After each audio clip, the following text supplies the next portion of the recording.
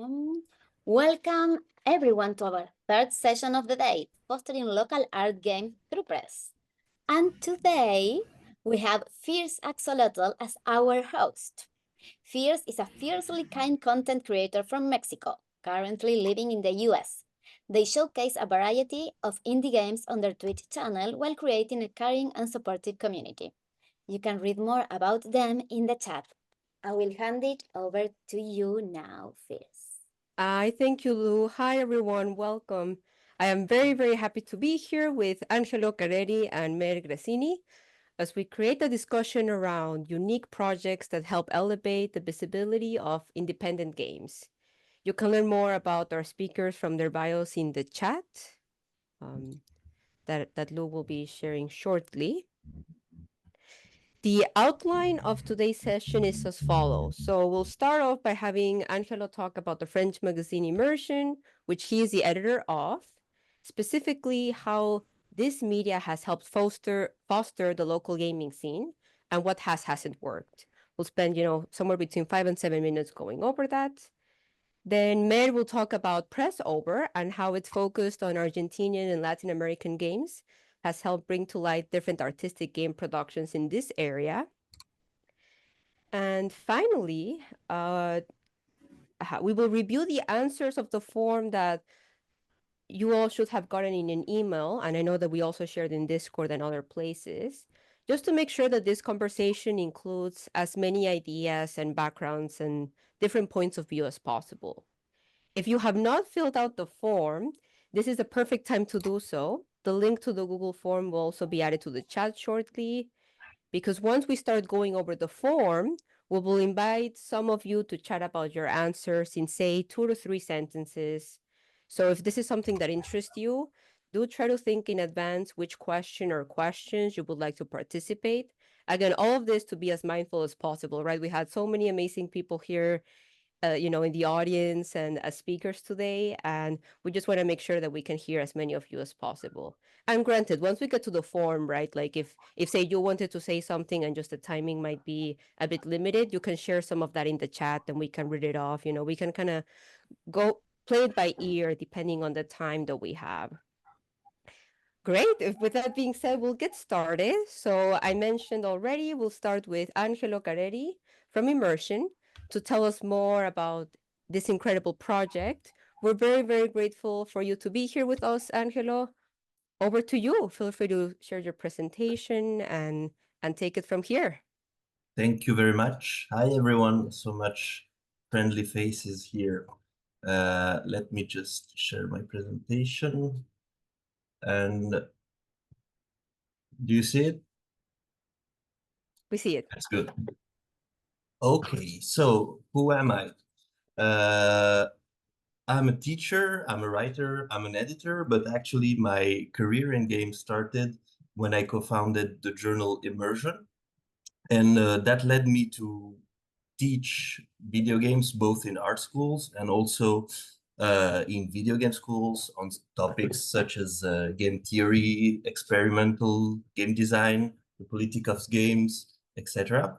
And I'm also writing a book about GTA. So today in this presentation, I'm going to talk more about my work with the Immersion Journal, and I'm going to share some thoughts about how do we foster the local art game scene through this project. So one thing important, as you can see, is that it's a paper journal, and it's a pretty big one because it comes out only once or twice a year. And we publish mostly essays and also interviews.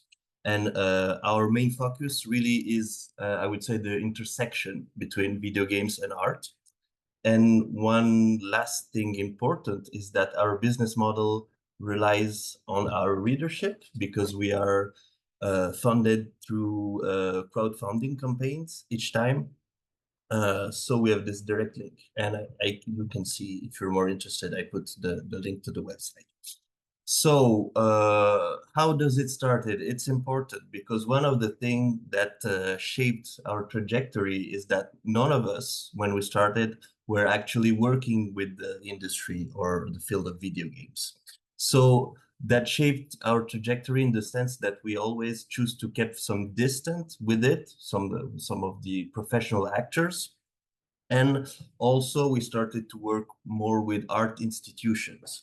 So this is important because in the way that we will connect with people who are making weird games, art house game, interesting games. It's not exactly the same when you have no background in the industry and also when you have more link, let's say, with the art institution. So another thing that is very important is that we produce something that is made out of paper and only comes out once or twice a year. So that means that we cannot really, I mean, we are by choice out of touch with the rhythm of releases. And we mostly don't cover release, be it from big games, but even small games or even super experimental games. So this is a question that I thought that would be interesting. If we cannot talk about your game when it comes out, well, how can we still foster the scene, the game scene? How can we still nourish it? So one thing that we know how to do, I think, is we always focused on real events, on going to events, and we participated as curators, as partners, as speakers, and this really led to many encounters, and ultimately many people that have been featured in immersion is people that we met before. And also what I personally like is that I like to write about events. I feel that nobody really gives justice to all those interesting exhibitions and festivals that people are doing. And I think that writing about them and stand with them is one of the reason of our missions also. Second thing is that we will not provide publicity for your game because we are a very slow medium. We publish essays, etc., etc. And that also means that when you read immersion, it's not really about discovering games or buying them. It's more like providing a platform to share the reflection, the ideas, the theme that emerge from the scene, to take a step back, maybe, if I can say that like that. So for example, today, a lot of people that read us are students actually in our schools. And I think it's a very good sign because students, they don't read us because they want information on something specific, but rather they wish like to enlarge their vision of the medium. So I think our mission is to spread the word about this whole universe that is around art house games rather than really like make publicity for specific games. So second problem, which is a big problem, is that it's in French, and this is also interesting because I mean, one of the selling point of immersion could have been that we would foster French games to other audiences, but it's not because of the language. People that read us are mostly in French-speaking countries already. But even so, I think there is something local about the way we write, because, you know, like writing essay, the tradition of essay is not the same in different countries. It's not the same in French or in English, or rather, should I say, Globish. So I think we still have this kind of local vibe in the way that people write in immersion. Second problem, more important, is should I really lobby for made in France games? I don't think so for many reasons. First of all, because France is a very big player in the industry. It has a very huge indie scene that is very globally connected. And also the smallest, more experimental scene, of course, it's much smaller, but let's say that it can rely on some institutions, on some museums. So I'm not really convinced that I should present French games to the audience. I personally prefer to bring Argentinian games or Indonesian games to my French audience, to do it a bit in the contrary of the title of the session. Still, I think we need to do more, and I think immersion should do more, because a journal is something that constantly loses money, but it's a good thing to create network of people that are like-minded, interested with the same thing.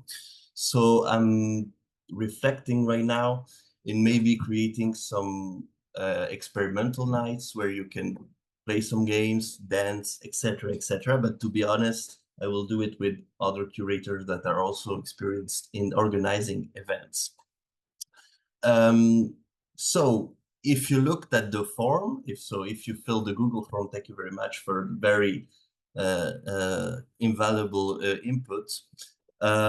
So there were many questions. One of the the last question actually in the Google form was, if I remember well, about a new publication centered around the game art international scene. If there was to be a new journal that would be more international and more focused on our niche, would you be interested? Would you like to participate? Would you like to write? Actually, I'm trying to put energy in this project. I spoke about it with some members of the Gaia International Network already, and maybe something will happen in the future. So at least I would like it to happen. So if you're interested, you can either email me, or maybe we can find a better way through the Discord to talk about that, because I think that it's a very international niche, and it would be actually interesting to have a platform for everyone to share theory essays about it. Voila. And that's it for me. Thank you. Thank you so much, Angelo. And honestly, I was just thinking that I have like the best but most challenging role right now, which is like you said so many awesome things that I want to comment. But I know we have the form, which is going to help us kind of drive some of these conversations. But I still, being mindful of time, I do want to mention a couple of things of what you said. So the language barrier, I know we'll get to that once, many of you shared which different media you all listen to or engage with within the gaming and the artistic gaming side of things, and it was like very diverse with respect to what language people listen to. And actually Mary will be another example of that with Pressover. And you also mentioned about games, which I know is one of about events, which is something that I know we also kind of ask people in the forum. So no, thank you so much, Angelo. Like so many great things that I know I took some notes here so that we kind of cover some of the specifics of what you shared once we read what many of you lovely people here in the audience shared in the form. We'll then switch over to Mer Grazzini and her wonderful work at Pressover. Again, also thank you so much for being here with us, Mer.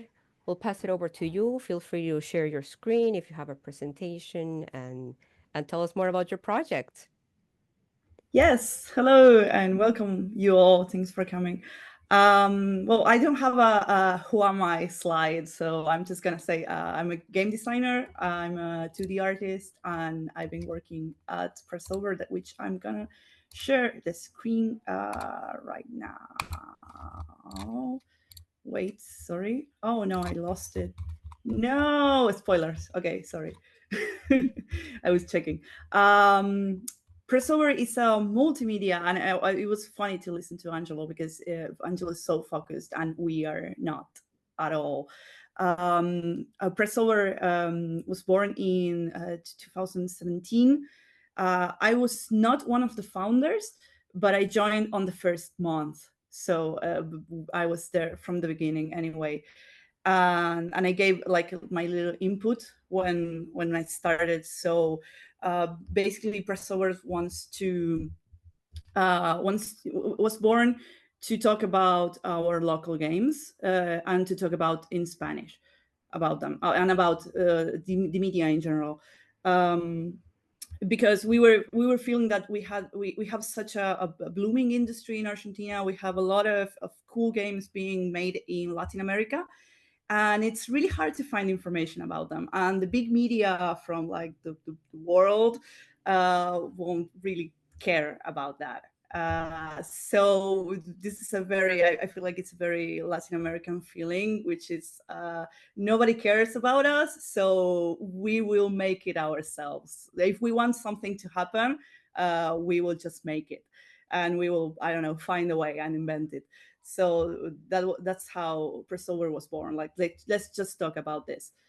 And when I joined, I also wanted to talk about a small, very, very, very tiny indie games, because I'm a solo artist. I also work. I was part of Matajuegos. I have teams, but I'm also a solo dev, so I'm very connected with the solo dev and the very, very indie niche punk scene from the world and from Europe and such. And I also wanted to talk about those games which might not be local, but they are also really small and don't get any coverage at all. So I will be writing about, I don't know, a small 5-minute game made by one single guy in Slovenia or something like that.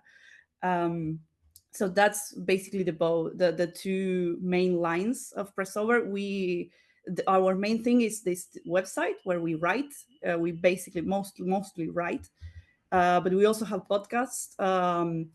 This is another side of it, like not just writing reviews and stuff, but we also wanted to make like more artistic content. So this podcast in particular, which is mine, with Juan Lomanto, we interview artists and creators from the game industry, and we focus on like artistic processes, so it's mostly oriented into a more creative audience, like people who make or people who are interested in how things are made. Like, yeah, also art students or game students, like mostly.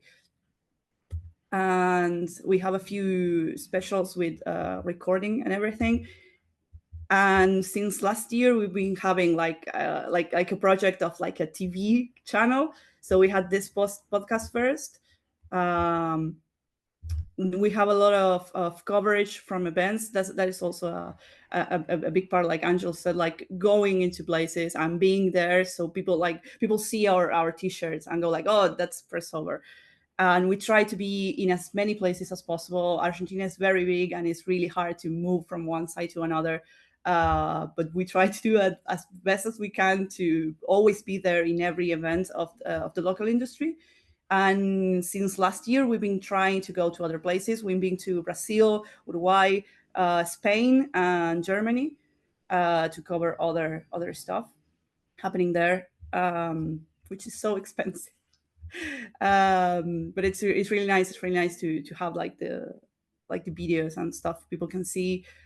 We've been doing interviews, also like focused on indie scene and local scene. This is Josh Sawyer from Fallout and oh my god, Kelsey from Outer Wilds. And we have shorts in social media. We try to cover as many sites as possible. Like we have essays, we have reviews, we have the interview artistic podcast. We also have these really shorts, like 1 minute or less, where we go like, okay, this Argentinian game came out and it's cool and it's about this, and go play it. And we're now doing this TV idea of like 2 shows, one very focused on the local scene and one more focused on like the global scene. And we've been like trying to do that. We are recording right now more podcasts, and we have made an event because we at some point we were like, okay, this is great, but there's a hole. We're checking all the events happening in Argentina, and there's like a hole where you have events for really beginners, and then you have the big EVA, like the big exposition. There's like a hole in the middle. Like if you're indie and you're already making games, but you still don't have like a big project, you're kind of lost. And sometimes it's hard for people to connect with each other. So we decided to make this game like very focused into the indie scene. It was like a tremendous success. We were not waiting for that many people. We did not expect. We had 3,000 people. We had 20 talks by cool people like me there. And yeah, it was really great, and we are planning already to make another event, like not just covering things, but also like creating stuff on the community. And that is me. Gracias. I know no, muchas gracias a ti. Thank you so much for sharing all of that. Again, it's just like, and again, kind of like the purpose of this, right, is to have Angelo and Mer kind of start with their examples and then kind of connect it with what you all filled in the form.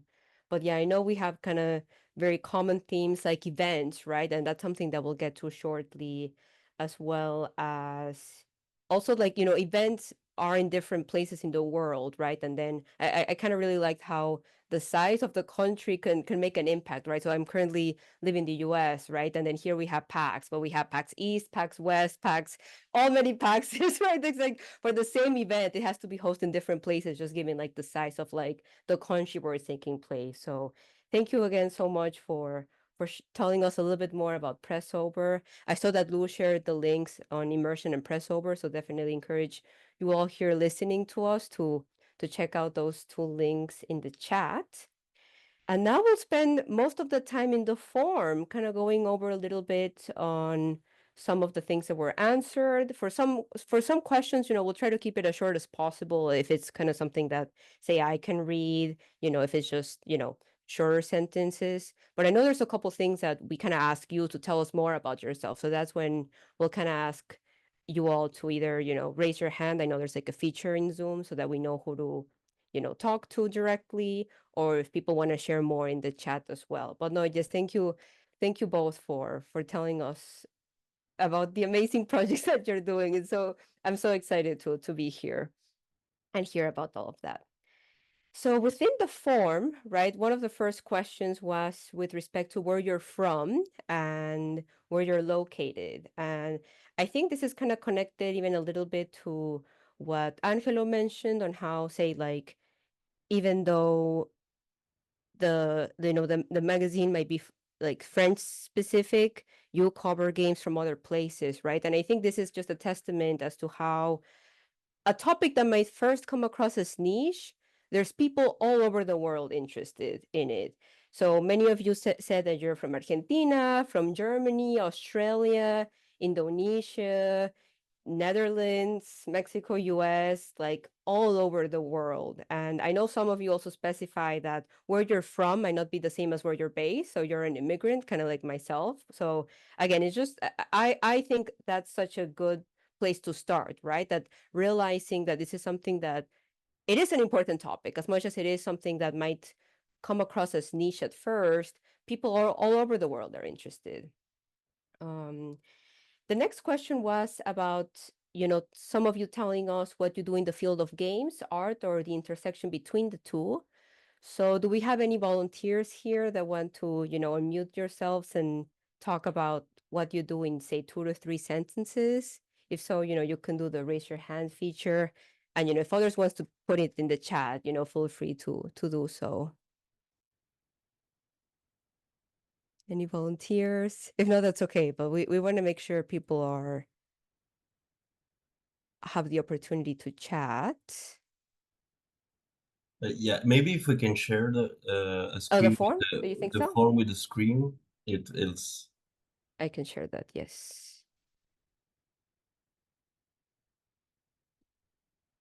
Oh, amazing. And we have 30 responses. So great. You mean this? Is this what you mean, Angelo? Great. yes. So kind of this is what I was saying, right? Like there's people from all over with respect to what's the thing that people do. So, we have curators, developers, students, content creators.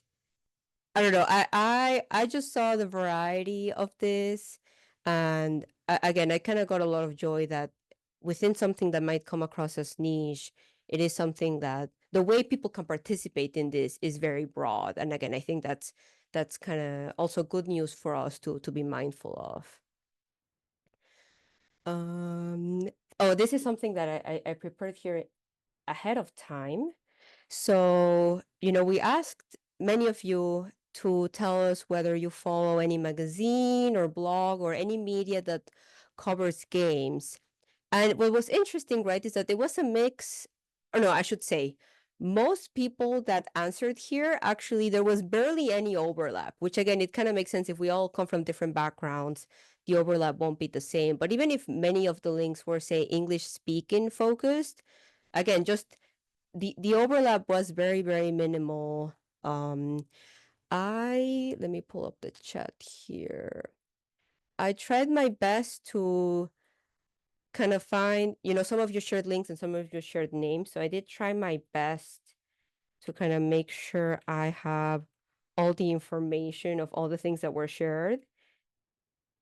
The kind of like the three main languages were English, Spanish, and French. But it was just so many. And again, it's something that, like, especially, if you were someone that indicated no before, right? I think this is your chance. I know, even for me, preparation of this was my chance to, like, see just, like, it might be hard to in some instances find the one that might resonate with you the most, but there are so many out there, and many of them also kind of support each other, right? So they might have a link that then there might be an event that promotes many other events within the event itself, right? Like each event might have its booth, kind of like what you were saying, Med, right? That, like, you go to all of these events, but then at some point you realize that there was, like, a need for an event that you and your team were able to host, right? So I think there's a lot of interconnection within these that I do find really exciting. Can I say something? Yes, no, please. Yes, I no, can go read out for it, loud. Mer. David Antonioli says that press coverage is important, not just for advertising, but also to help create legitimacy in the eyes of those who offer grants. And yes, that's super important. I have been asked, artist friends of mine, like, can you cover my game? So I have like a link that I can show to get a grant. Like, so yeah, definitely you can help small indie devs like that as well. No, thank you for that. Yeah, no, and yes, everyone feel free to add to the conversation in the chat, exactly as David did. Thank you for sharing that. Yeah, or as an academic seeking tenure, right? Like within the academic world as well. I'll just say this because it was in my mind when Angelo, when you were talking about different events, and let me actually go over my notes here. Yeah, I think, like, when you go to events that say, like, a specific institution promotes from, like, the people at the institution making games, I think that can be also a great way to learn about what people are doing. I know. Well, actually, I'll get to that later. Like, so many times, because there's so many awesome things to talk about. Yes, we have someone here in chat. I make digital games without screens and also curate. Currently working on developing a collaborative game. With Heather Kelly and another person. Yes, no, please, everyone, share more if you have links to share. Peer review, which journals provide, is also critical for academic paths. Totally. Yes, and again, just that intersection of academic paths and have that knowledge when talking about making games, and have your games have the right, support, and people that know that your game is out there is very important. Actually, Angelo, I know Mer chimed in here. I don't know if you have anything to share of what we covered so far. No, as a paper person, I was a bit disappointed with the podcast leading the format war. But still, I can understand it, and I don't know if there actually is a podcast that is kind of a reference in the, I mean, not in the video game or indie game field, because there are so many, but like more in the field that we actually are, of more art house games. Not sure if they, or maybe we have some in French, one that is called La Pléiade, where we're part of it, like they did some coverage on a base, I know. But yeah, it's interesting, this podcast thing, because I think it's very different than writing, and it's a very different perspective, but it's very interesting. Yeah, in my experience, I also prefer writing because I like the more like essay part of things. We've been writing for years, and we didn't get as much like explosion of views and stuff, and even like money. We got a little bit of funding after we made like the podcasts, and it really changed everything to start making podcasts. No, Yeah, yes, and yeah, go ahead, Angelo. no, I'm just saying the question, Yes, exactly. Sebastian, maybe Gonzalez, Seba, about approaching art institution, pitching them the journal. Actually, we had a lot of that experience, especially in the beginning, especially with institution that were a big institution. Thing is that they get really excited about it. They want to make an event with you, and especially when you're a paper thing that is a bit like with a cool graphic design, they usually like it. Problem is that they kind of expect you to do the curation instead of them. Like they don't have curators who are able to kind of do this kind of curations. And also, I'm not a curator actually. There are many real curators in this. So it was cool. I think the people that we invited, like the game makers, the artists that we were able to invite, for them it was super great. For us, it's so because it's so much work and they don't actually give you so much money as they would when you're an artist or somebody. So yeah, it's the experience I've been having. But on the other side, I like to be invited to participate in talks with artists, with people, etc. But it's easier to do. It's more manageable. But it can be a way through press to get access to these institutions. Yeah. No, that makes sense. No, thank you for sharing that. Yes, I'm also kind of going over other things that people are sharing, and I know we were chatting a little bit about what people, the answers to the format that you like better, whether paper or podcast. And it is interesting, right? Like at least from the 31 people that have responded, definitely the two most predominant ones is either some sort of blog or paper, and then podcast, right? There's others, but those were the ones that definitely stood out. And it's interesting, right? Because a lot of people here in chat are saying that like they do enjoy paper. But then I'm going to read what Rake shared, right? That like podcast, the thing with podcast is a convenience thing in many cases. And I can definitely relate to that, right? Like it's something that, so many of say like your day-to-day job, or if you're doing house chores or taking care of family or so many other things, right? Like with respect to your senses, right? You might need to like watch or, take care of something physically. But then something like auditory senses is something that I think there's so much freedom of being able to multitask. So I know, at least for myself, that, I'm very busy. Podcasts can be such a great way to be informed about something that you care about, and also while also doing other stuff. But I will say though that the balance of that I saw was mentioned in chat was with respect to, at the same time, like we all enjoy kind of having like a dedicated time to sit down and read a paper or magazine.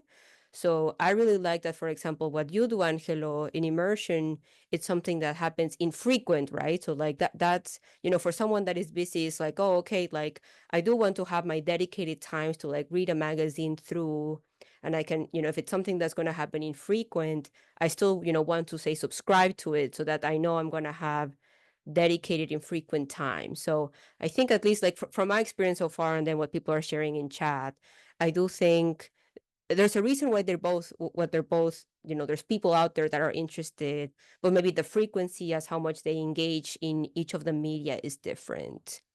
So I don't know, Mer or Angelo, if you have more to more to add on that.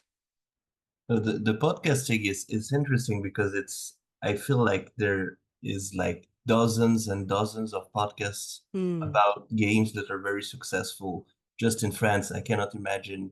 I think it's probably the case in many countries, but I'm wondering if something more specific about experimental art house games would be able to thrive, to sustain itself, and how? Like, would people pay for Patreon or something like that so that this thing exists? And yeah, it's interesting to conceive that. Yeah, and at least what I can say, and especially kind of with the work that Mer does, right, is that like if you are someone that wants to promote artistic games in say Argentina, right, it's very likely that then kind of like to have a wider audience to potentially cover other areas like in Press Over's case Latin America, so that then you can kind of have people have like a bigger area coverage, but then at the once you actually talk about specific games, it's much more niche. Actually, I played Desvelado in my stream, and I saw that one of the recent ones that you did for the podcast was Desvelado, and I was like, no, this is perfect. And and it's something like, for example, I can speak about Latin American games as I'm from Mexico, so I'm kind of exposed to that. There's the Latin Americans Game Showcase, which is this big, almost like direct, the way the Nintendo Direct, the PlayStation Direct, and other similar media do to kind of promote games, right? Or same we have with wholesome games. It's almost like for a more specific niche. If you kind of include a lot of different things at once, I think that's how I think things like podcasts can be successful. Almost like have like a bigger branding, but at the time of actually talking about games is more niche. Yeah, I think we do kind of like that. Like we also cover big like big AAA games and stuff, because that's how you catch people. Like people go to see the things that they already know about. So they go to see, oh, this, I don't know, there's this game or maybe the indie games, but like the big indie games. So Hollow Knight, yeah, of course I know about it, and I want to read an essay about it. So people get to know the media because of that. And then once you have their attention, you can say, oh, look at this game from Indonesia. Like, yeah, I think that works. At least that works for our podcast. We have, like, I don't know, a couple of guests that are like superstars, and then we also have a lot of people that doing more weird stuff or more artistic stuff. And yeah, you get the attention of the public like that. No, that makes a lot of sense. And then also just in general with respect to like the media itself, I do want to read Jose Luis Pacheco's message of accessibility bonus if you implement them on both. I think, with many of these things, accessibility is really important, and just, if you want to have a wider audience, you first have to make sure that like as much of the audience as you want it to be reachable, it's accessible in the first place. So I just wanted to read that, as I do think that's very important, kind of connected with what we're talking about. Yes, no, I see people sharing, either different indie devs or information. Like, please, this is a space for you to share information as well. And I know we have the Discord server if we want to continue this conversation forward as we go along. Then the next section was, we kind of ask which format do you tend to prefer? And then if there's people here in the audience that are part of any podcast or magazine or, of all the different formats that there are, if you are part of any. So this is also a place where if any of you wants to chime in and talk, and I know it can be, like, I know people might just kind of want to listen, and that's okay, but we do want to also open the space if any of you here in the audience wants to share. If not, you can continue sharing more in the chat. I don't know if Angelo, Mer, or if either of you want to share anything from here. I don't know how much time is left, but I was thinking maybe that it would be interesting to spend some time also on the later questions that are about because the how do you get your information? What is missing? Would you like to read? I think there's a very interesting points that are made here. Yes, no, I see what you're saying. Yeah, at least with respect to what you want to read, I think overall it was pretty diverse, which, I think for the other question of which one of, the format, it was a bit more clear.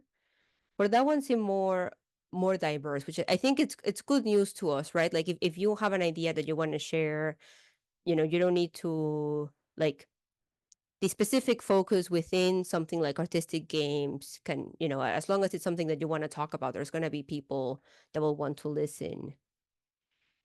Maybe let's see. Actually, maybe with respect to how do you get the information and how do you learn about events? Because I know that's something that you, Angelo, and Mer specifically mentioned as attending events, hosting events.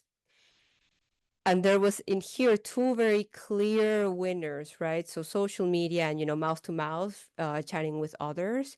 And actually, this is the part where I can quickly share about kind of my experience. So I live kind of like in the tri-state area in the US, so kind of near New York City.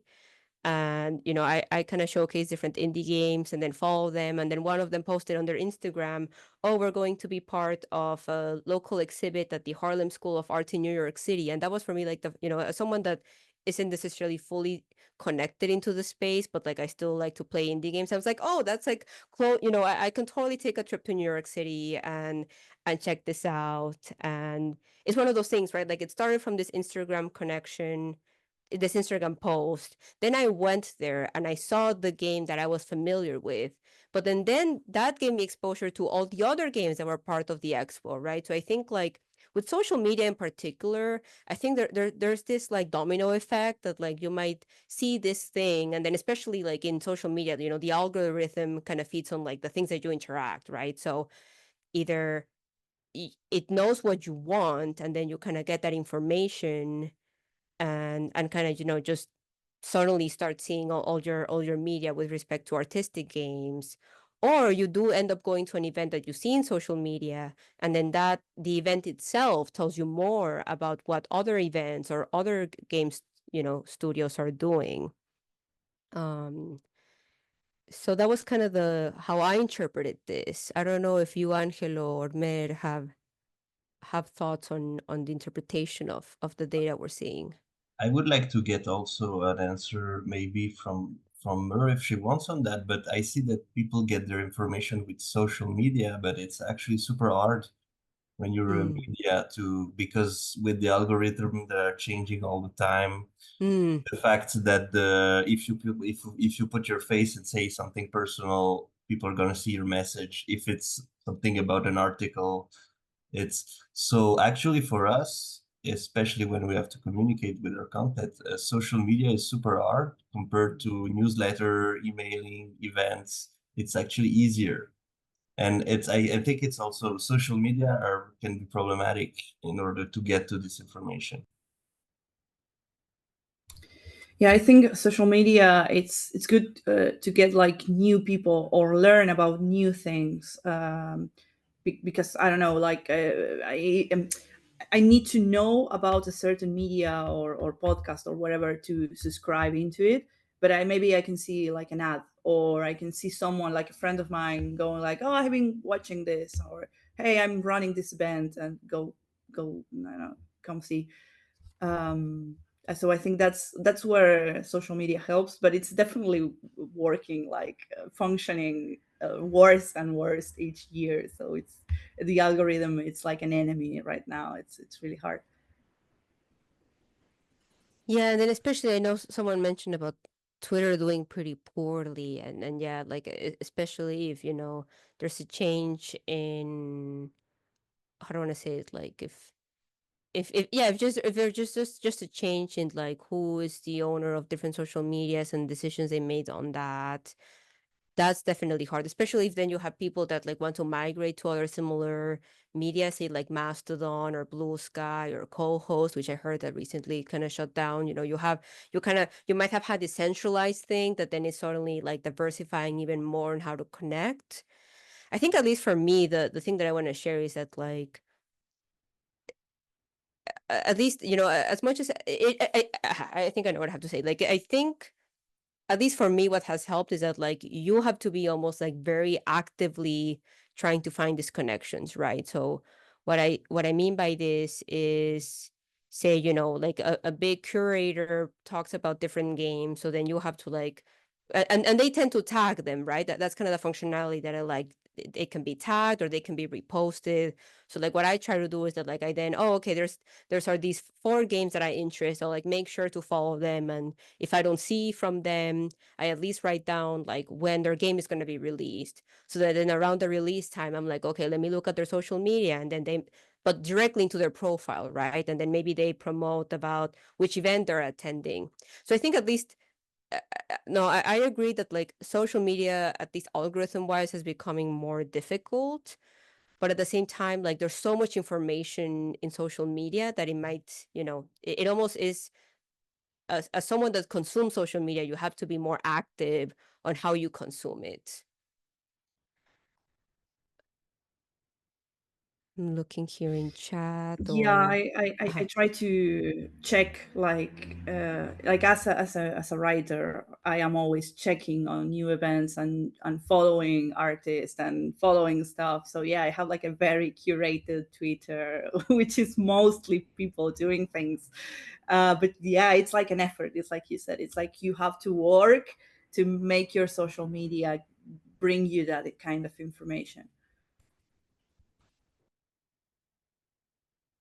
No, exactly. I'm just I don't like being the one that shares the sad news, but I was following a developer in Blue Sky because they were no longer posting in Twitter, and then that's how I learned about co-hosts, right? But yeah, it is something that like you have to be active, and then you start seeing all of these media change, and no, it's challenging. I saw both you, Angelo, and Mer answer to Seba's question. I don't know if you want to say more, if you're okay with what you covered in the chat. I think I'm okay. We're kind of late. So we should wrap up, I think. Yes, no, I think we should wrap up. Um, Unfortunately, because I feel like so many things that we can cover here. I know the publication certain thing is something that you mentioned, Angelo, in your section of the presentation. So let me quickly go here with my notes. Actually, I guess Yeah, just as we wrap up, I don't know if there's anything, Mera and Angelo, that we didn't cover that like you want to make sure that people here I in the audience take away from this session. no, very quickly, I want to remind that if people are interested in participating in the creation of a new journal that would be probably in English, probably about our niche, something might happen. It's not sure, it's hard, but I'm trying to do it maybe. So don't hesitate to write to me or to write to me on the Discord. I'm Angelo and on the guy Discord. So it's easy to find me. So just want to make sure. I'm interested in that. I will write. I will write. And yeah, I can. We always try to cover at Pressover like local scenes. We focus mostly on Latin American Spanish speaking, but we are also super interested in any other places. So if you want to like, let's say, write a small article like this is my scene in Czech Republic. Like, if you want to do that, please contact me and we can just translate your article. And it would be nice to have like a small, feature of somewhere else. So yeah, definitely contact me if you're interested in that. I know. Thank you for both kind of expressing that. I've actually we also have a Discord server that if I know you'll be able to find all of these different contacts, say like through their the press over immersion site, but I think Discord can be a great way to directly message people, chat in the space, and kind of send each other's information. So yeah, if Marie, if you're here in chat in the call, if you can put the Discord link in chat for everyone. And I just want to say again, thank you all so much for being here. We invite you all to take a break and return at 8 p.m. European time to join us for the next session, Art Game Showcase, which is led by Pablo Cuarta, where we'll be learning about the games and projects created by Mario Barranco, Isabella Vers, Nicolas Vladiva, and Samuel Baidu. And I think Shale will be putting the Zoom link in Discord so that you can go from this one to the next if you signed up for it. Thank you so much, everyone, for being here, and have a great rest of your time at Gaia.